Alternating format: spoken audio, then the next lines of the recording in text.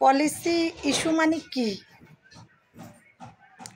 সেটাই আজকে আপনাদের সাথে শেয়ার করব।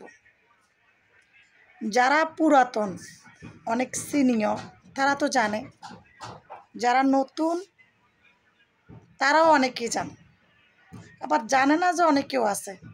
যেমন আমি অনেক পুরাতন, কিন্তু তাও অনেক কিছুই জানে না। যেমন পলিসি ইস্যু কোথায় দিছে আমাকে দেখেন। আর আমি ছোট্ট আলাদা করে কোনো রিল দিতে গেলে মানে 3 মিনিটের ভিডিও, যেই বড় ভিডিওগুলো পোস্ট করি, সেই ভিডিওগুলো পোস্ট করার পরে অটোমেটিকলি আমার কাছে রিল শো করে, তখন আমি সেই রিল পোস্ট করতে পারি। কিন্তু আলাদাভাবে 3 সেকেন্ড, 7 সেকেন্ড, 10 সেকেন্ড, 15 সেকেন্ড এই ধরনের ভিডিও আলাদা করে দিতে পারি না। বা 1 মিনিট পর্যন্ত আলাদা করে একটা রিল পোস্ট করলে সেটা আমাকে সাথে সাথে পলিসি ইস্যু দিয়ে দেয়।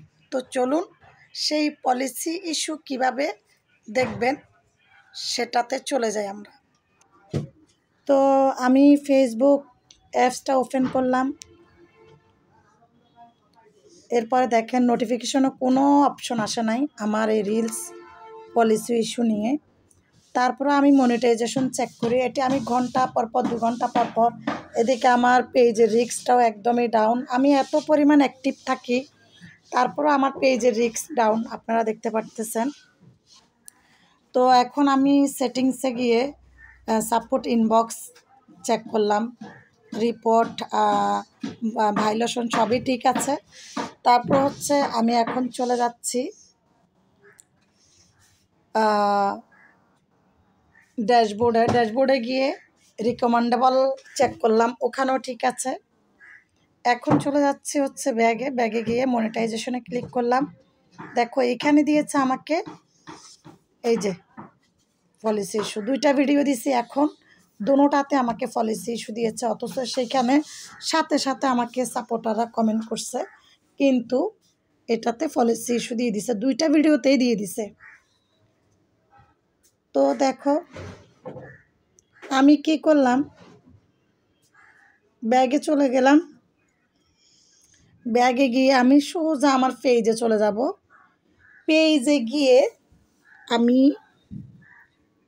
সেম 2টা ভিডিও আমি ডিলিট করে দিব।